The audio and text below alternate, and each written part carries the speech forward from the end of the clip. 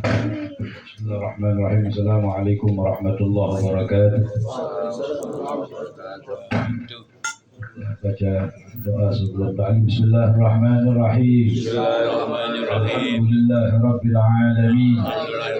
Allahumma salli wa sallim ala sayyidina Muhammadin salatan tukhrijuna min dhulumatil wahmi wa tukrimuna بنور الفهم وتوضح لنا ما أشكل حتى يفهم إنك أنت تعلم ولا أعلم إنك أنت علام الغيوب.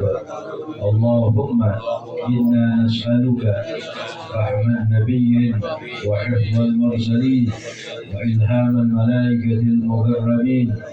اللهم آمنا بالعلم وزينا بالحلم وأكرمنا بالتقوى وجملنا بالعافية يا أرحم الراحمين. وصلى الله على سيدنا محمد وعلى آله وصحبه وسلم. بسم الله الرحمن الرحيم. الحمد لله الذي هدانا لهذا وما كنا لنهتدي لولا أن هدانا الله. أشهد أن لا إله إلا الله وحده لا شريك له وأشهد أن سيدنا ونبينا محمدا عبده ورسوله لا نبي بعده. اللهم صل وسلم على سيدنا محمد الفاتح لما أغلق والخاتم لما سبق ناصر الحق بالحق والهادي إلى صراطك المستقيم وعلى آله وصحبه حق قدره ومقداره العظيم. أما بعد. وقال المصنف رضي الله تعالى عنه ونفعنا به وبعلوم في الدارين آمين إلى أن قال الشرط الثالث. Halaman 80 masih tentang bab syarat-syarat sahnya sholat.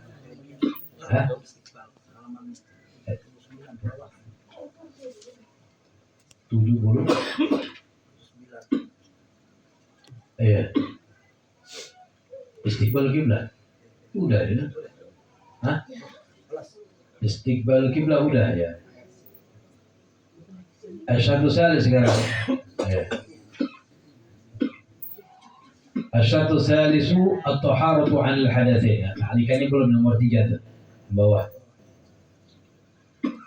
Pada perjumpaan yang lalu telah kita bahas ya bahwasanya boleh meninggalkan menghadap kiblat fi halatin, di dalam dua keadaan.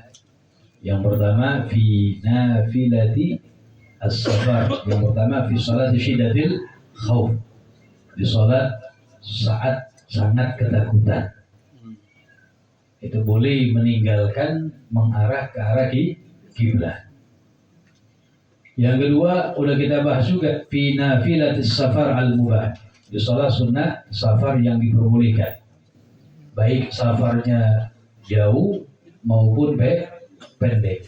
Kalau jauh harusnya apa? Safar yang diperbolehkan mengqashar, yaitu yang tujuannya sampai kepada 82 km. Jadi boleh baik safar yang jauh maupun yang pendek yang nggak sampai 2 marhalah. Nah, udah kita bahas kadang-kadang safarnya jalan kaki, kadang-kadang berkendara. Yang pertama, fa idza kana masyian, kalau safarnya jalan kaki wajib menghadap kiblat dalam 4 rukun aja.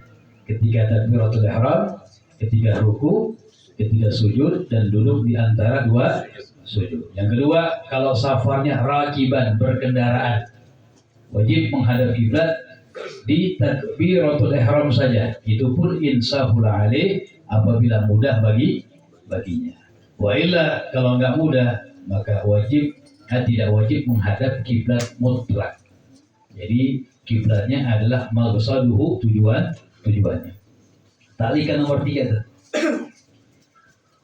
Wa idza kana yusalli fi safinatin aw qitarin wa misluhu al-hudaj wal margad wa nahwu dhalik fayajibu alaihi an yutimma ruku'ahu wa sujudahu in sahula. Wa idza kana yusalli fi safinah, apabila ada ia salat fi safinah, di perahu, di atas perahu.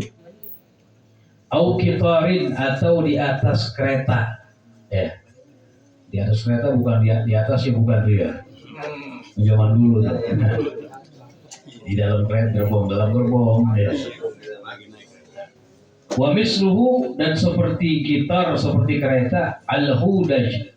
Al-hudaj ini tanduk. Ya. Tapi tanduk yang ada penutupnya. Yang ada apa? Penutupnya. Wal margat, margat juga sama, tanduk, cuma nggak ada penutupnya gitu aja. Bahasanya apa tuh? Iya, yang ada penutupnya sama yang kagak ada. Kalau hudaj itu yang diangkat orang biasanya, cuma ada penutupnya. Kalau al margat, ya ini nggak ada penutupnya. Dan semisal itu, fayajibu alaihi. Jadi apabila sholatnya di atas itu, atas safina, perahu atau kereta, fayajibu alaihi maka wajib atasnya ayyutimma. Ia menyempurnakan akan rukunya wa sujudahu dan sujudnya ini insahula apabila mudah baginya. Kalau nggak mudah ya nggak wajib menyempurnakan apa? Ruku dan sujudnya. Wajibu alaihi dan wajib atasnya istiqbalul kiblati menghadap ke arah kiblat fi jami'is salati di seluruh salatnya. Insahula alaihi kadzalik apabila mudah atasnya juga. Kita pembahasan salat di atas perahu ya. Salat di atas kereta. Kalau yang ditanduk jarang lagi. Ini hukumnya gimana? Wajib. Yang pertama wajib ia menyempurnakan ruku dan sujud apabila mudah baginya. Kalau nggak mudah nggak wajib. Dan wajib juga menghadap ke arah kiblat di semua sholatnya. Ini juga insahula alih apabila mudah baginya. Wa illa kalau sulit nggak bisa, fala yajibu maka tidak wajib menghadap ke arah kiblat. Wa mislu dzalik dan seperti hal yang demikian as-salatu fi ta'irah. Salat di atas pesawat. Di atas pesawat. Bagaimana hukum? Fatajuz ma'as-sihhati salatin nafli. Fatajuz ma'as-sihhat salatun nafli. Fatajuzu maka boleh ma'as-sihhati bersamaan sah hukumnya apa boleh? Salatun nafli. Oleh salat sunnah. Kalau salat sunnah nggak apa-apa. Hukumnya boleh dan sah. Wa amma sholatul fardi, nah dibahas.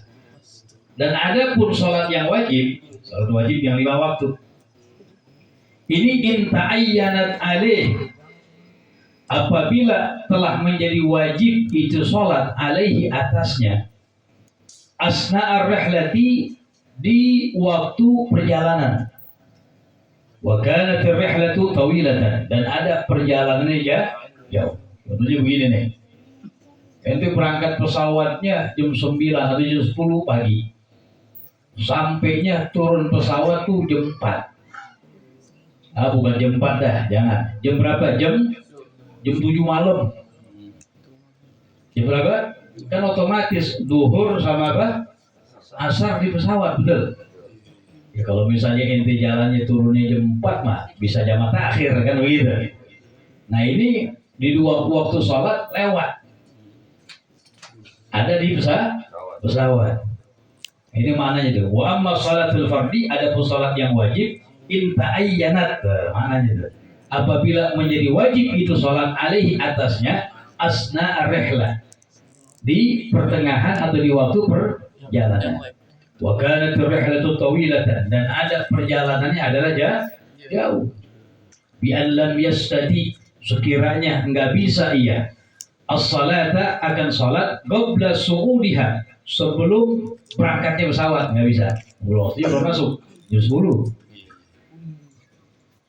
Awin tilagiha sama tuh. Au ba'da hubutiha intilaq sama berangkat. Au ba'da hubutiha fil waqti atau nggak bisa juga salatnya itu setelah turunnya pesawat karena jam 7 malam.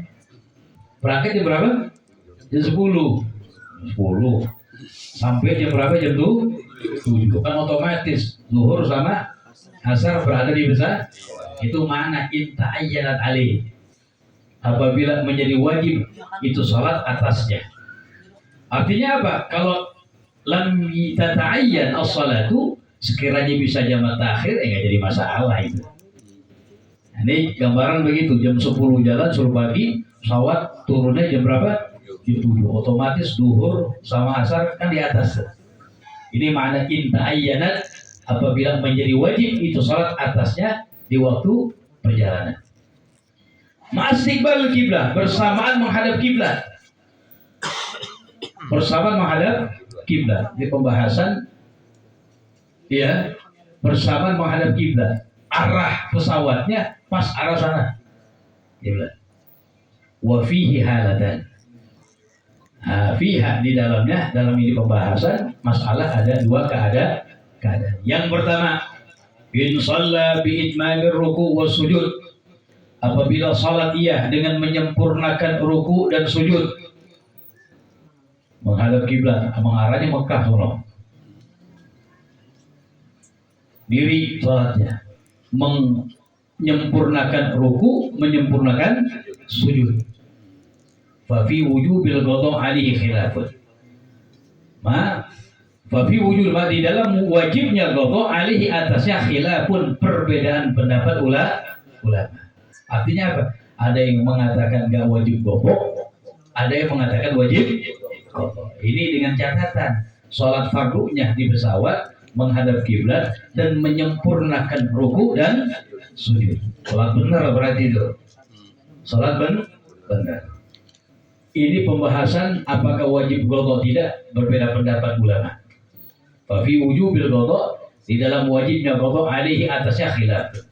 Kenapa begitu? Li adam istiqrarit ta'irah. Karena tidak adanya menetapnya pesawat fil ardi di atas jalan. Karena ada yang pendapat mengatakan sholat wajib istiqrar, menetap. Bukan ngambang tuh ya jalan. Wal mu'tamadu dan pendapat yang terkuat yang diunggulkan anna alaihi al-qada, bahwasanya wajib atasnya qada. Ini pembahasan sholatnya dia sempurna, diri menyempurnakan ruku dan sujud dan menghadap ke arah kiblat. Ini pembahasan ulama bilang apakah wajib qada atau tidak, ada perbedaan pendapat, tapi yang terkuat mengatakan wajib qada. Apalagi yang cuma duduk sholatnya, itu ya udah sholat li hormatil hormatin waktu aja. Itu yang pertama. Yang kedua keadaannya wa in shalla biduni itmamir ruku wa sujud. Nah, apabila sholat ia tanpa menyempurnakan ruku dan sujud, nggak bisa ruku dan sujud. Au bidun istiqbal kiblat, atau tanpa menghadap kiblat. Ma'al itmam, nggak menghadap kiblat tapi itmam sempurna, ruku sama sujud sempurna. Atau yang kedua, menghadap kiblat tapi tidak menyempurnakan ruku dan sujud. Ada dua gambaran sini. Nomor 2 ini keadaan fayajibu alaihi al-qada' bila khilaf. Wajib atasnya mengqada itu salat tanpa ada perbedaan pendapat para ulama. Jadi kita perhatiin nih. Jadi timbul banyak pertanyaan nih. Orang yang sholat di atas pesawat. Kalau salat sunnah nggak jadi masalah, boleh duduk, sah dikatakan. Ini pembahasan kalau sholatnya sholat wajib dan sholatnya sholat yang mesti dilakukan di atas.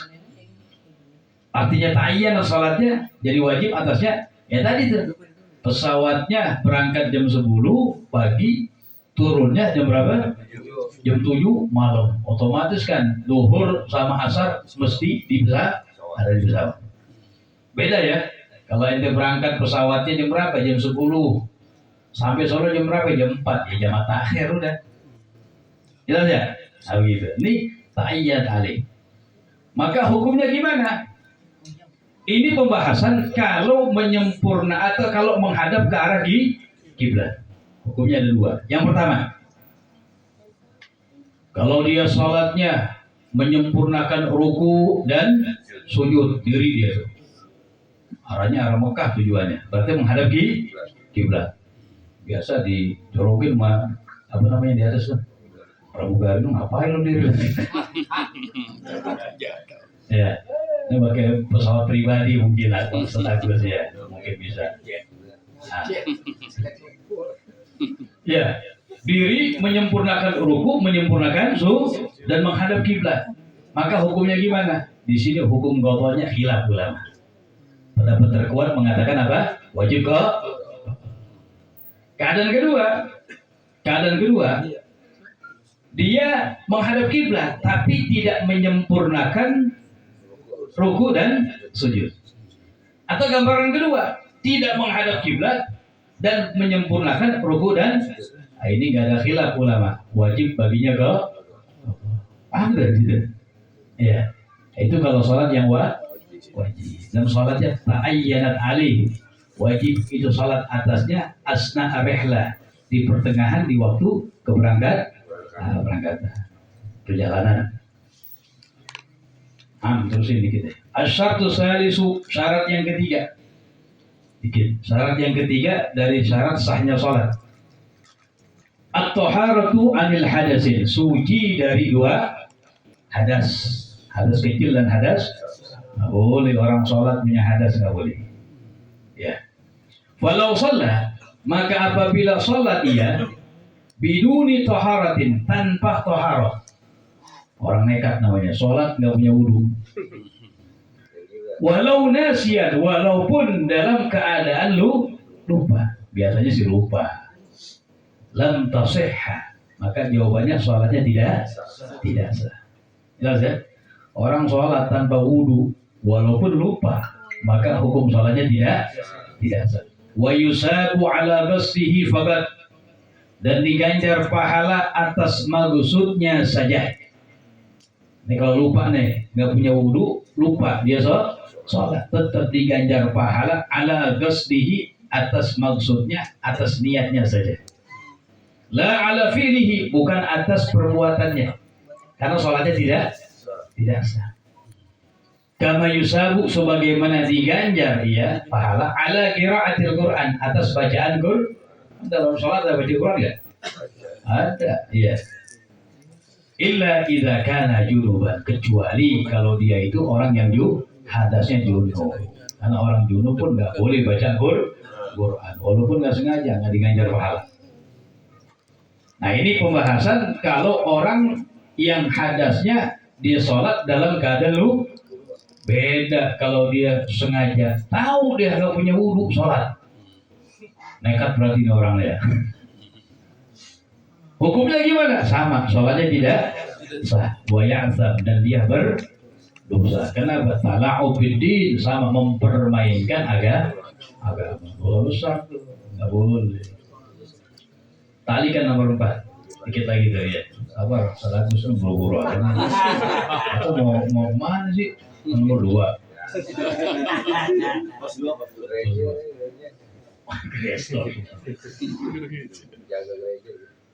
Wa yusannu, dan disunnahkan. Nah, sini perhatikan. Wa yusannu liman ahdatsa fi salatihi, dan disunnahkan bagi orang yang ia hadas fi salatihi, di waktu salatnya. Lagi salat hadas. Ya. Buang angin misalnya.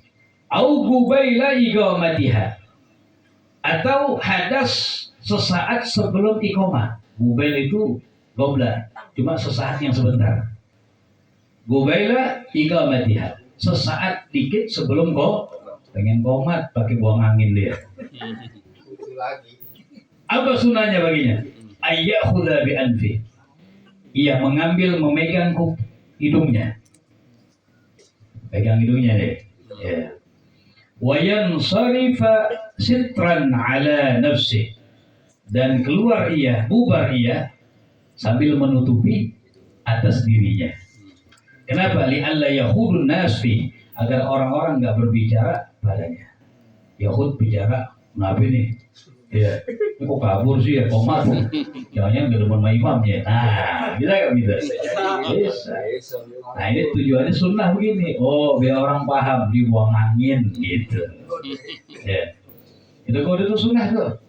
Kita juga lagi batal di pertengahan sholat kita, sunnah tuh, pegang hidung kita keluar. Atau sesaat pengen komat pakai buang angin, jadi keluar. Ini kan orang jadi tuhmah itu jadi bahan fitnah. Ini kenapa nih? Jangan-jangan kata imam gak demen sama gue orang. Makanya sunnah pegang hidungnya. Ya. Masih kode atau kalau dia bilang gue kentut gak enak kan dia. Karena cukup ngomong gitu. Pakai kode itu. Wallahu a'lam. Ada pertanyaan boleh kalau? Ayo ibu ada pertanyaan. Ya, marhaba. Iya. Lupa apa itu? Ya, kalau kita lagi ngantuk, maka istirahat dulu. Ya, jangan sholat. Nabi bilang, ada dalam hadisnya, kalau misalnya ngantuknya berat, udah ngantukin dulu, tidur dulu saat, ntar sholatnya baru. Ya. Kenapa? Karena orang yang lagi ngantuk sholat, kata Rasulullah, nanti dia sangka doa, padahal doanya jelek buat dia. Allahumma gfirli, Allahumma la taghfirli lagi kita. Nabi bilang gitu. Ya Allah ampuni saya, karena ngantuk ya Allah jangan ampuni saya. Waduh. Bahaya. Ini kalau waktunya masih luas panjang. Tapi indok kalau waktunya sempit. Ya tinggal jam 3 kurang seperempat, tapi ngantuk berat ya wajib langsung. Nggak boleh pakai ditunda. Ntar mengeluarkan dari waktunya. Nah, lagi. Kalau ngantuk berat ya. Ayo. Marhaba. Assalamualaikum warahmatullahi wabarakatuh. Misalkan orang dalam keadaan sakit, lumpuh, terus besar kan keluar air terus. Nah, terus itu apa wajib itu langsung sholat apa nggak apa gitu? Ya, itu najis ya. Yang sebaiknya ya itu masalah salisul bol masuk ke dalamnya yang selalu keluar misalnya. Ya, ini pakai khusus ya menjadi ya. Yang buat sholat khusus. Karena jangan yang dia pakai itu bukan najis, hukumnya najis. Jadi cepat aja dan ambil keringanan, boleh jamak takdim, boleh jamak takhir. Itu keringanan tuh. Ya, bukan buat musafir aja. Orang yang seperti itu sakit, sekiranya berat baginya sholat pada waktu masing-masing, ambil keringanan. Jamak takdim, jamak, nah kan jadi enak nanti ya. Boleh jam memajukan sholat apa? Asar dikerjakan di waktu itu, boleh. Ini pendapat dalam mazhab kita kuat juga. Dalam Zubat dikatakan, bimaradin qaulun jaliyun wa qawi ikhtarahu Hamdun wa Yahya Nawawi. Dipilih banyak oleh Imam Nawawi, Hamdun bin Sulaiman dan lain sebagainya. Boleh bagi yang sakit, yang berat baginya untuk sholat pada waktunya masing-masing, boleh jamak takdim, jamak kan lebih ringan jadinya dia. Jamak takdim asar dimajukan ke zuhur dengan syaratnya, syarat jamak takdim itu. Jadi asar nggak pakai sholat lagi. Ambil keringan. Jadi mesti diganti tuh karena najis. Ya najis. Pempesnya dibuka. Ya. Emang berat ya, bebas berat. Udah ini kita jalankan dengan sabar, pahala besar. Pahala sangat besar, ini luar biasa. As-sabru indal masaib itu pahala yang paling besar. Enggak ada pahala yang Allah berikan tanpa ada batas, melainkan pahala kesabaran. Sebutkan dalam Al-Quran, apa itu? Innama yuwaffas sabiruna ajrahum bighairi hisab. Hanya saja diganjar pahala buat orang-orang yang bersabar tanpa ada batasan. Ulama mengatakan kalau pahala yang lain mahdud terbatas. Bukan dari takdir illa sawab sabar, kecuali pahala daripada sabar. Luar biasa, tingkatan tertinggi. Allah. Tapi kalau wudunya gimana? Wudunya wudu. Kalau sakit Bisa Pak. Iya, nah itu makanya namanya isti'anah. Ada istilah meminta tolong yang wajib. Nah, kita yang berperan di situ. Meminta tolong yang dalam kitab Safina ada tuh al-isti'anat yang ada 4, di antaranya minta tolong yang wajib. Di antaranya tadi orang yang enggak mampu wudu, ya wajib baginya sholat, ya kudu minta tolong, bisa menjadi wajib minta tolong. Walau bi ujrah bahkan dikatakan walaupun dengan biaya kalau dia ada. Luar biasa. Ada ambil keringanan, yes. Adin ayusur, agama memudahkan. Kan lagi ada banjir di Sumatera. Iya. Nah, Mereka tuh bisa nggak ya dapat rukhsah dia kosor jamaah dengan kondisi seperti itu? iya. Kan beratur nih semua. Iya, kalau misalnya memberatkan baginya, ya, memberatkan baginya. Cuma bukan sakit ya. Bukan sakit, bencana itu. Iya. Itu ambil kalau rukhsah, iya, air susah tayamum bisa. Ayo dimaafkan sebisanya. Kalau buat jamaah itu kayaknya nggak masuk ya, karena yang diperbolehkan musafir sama yang sakit pun ada perbedaan pendapat. Tapi pendapat Syafi'i, mazhab Syafi'i itu kuat. Ya, yang sakit, yang sekiranya berat, sholat pada waktunya masing-masing. Kalau kayak bencana tadi, bagaimana? Ya, apakah termasuk boleh menjamak? Ya, Wallahu a'lam. Ya. Kalau nggak ada air kan bisa tayamum dan sebagainya. Yang berat luar biasa. Ya, bakal sabar, butuh kepada kesabaran. Berat. Emang ngomong sabar gampang, ya. Cuma menjalankannya tapi pahalanya besar. Oh, pernah terjadi di zaman Nabi, ada orang ibu perempuan nangis di kuburan anaknya yang meninggal kecil, nangis. Nabi sama sahabat lewat di belakang. Nabi, hendaklah engkau bersabar. Dan perempuan ngomong, iya yang kena musibah saya, dibilang. Kamu enak ngomong sabar. Coba kalau yang kena musibah kamu. Nabi sih nggak balas, jalan aja Rasulullah. Ya. Sahabat bilang, Bu, tadi yang ngomong Rasulullah. Kaget nih ibu nih. Oh, Nabi langsung dikejar. Dibilang, wahai Rasulullah, sekarang saya sabar, dibilang. Kata Nabi, as-sabru inda sadmatil fi sadmatil sabar yang pertama tingkatan pahala yang besar. Idza asabatuhum musibah qalu inna lillahi wa inna ilaihi raji'un. Jalankan. Maka Nabi bilang, ajaban li amril mu'min anna amrahu kullahu khair wa laysa dzalika illa lil mu'min. Mengagumkan, kata Nabi, urusannya orang mukmin semuanya baik. Enggak ada itu kecuali buat mukmin aja. Semuanya baik, berganjar pahala. Idza asabat busara syakar fakana khairan lahu. Kalau orang mukmin dapat nikmat, syukur pahala dia. Wa idza asabathu dharra sabara fakana khairan lahu. Kalau ketimpa musibah dia sabar baik baginya. Jadi hakikatnya kata Nabi, orang mukmin semuanya itu baik, berganjar pahala, tinggal kita menyikapi. Dapat nikmat kita bersyukur, dapat ujian kita semuanya dapat pahala. Oh, tingkatan tertinggi adalah pahala ketika bersabar. Yang mudah-mudahan kita mohon kepada Allah anugerahkan kepada kita sifat sabar, ya. Allah berkahi kita ada di bulan Rajab, bulan Sya'ban. Allah sampaikan kita kepada bulan Ramadan dalam badan sehat walafiat, dalam badan taat kepada Allah Subhanahu wa taala. Amin ya rabbal sallallahu ala sayyidina Muhammadin nabiyil ummi wa ala alihi wa sahbihi wa sallam. Walhamdulillahi rabbil alamin.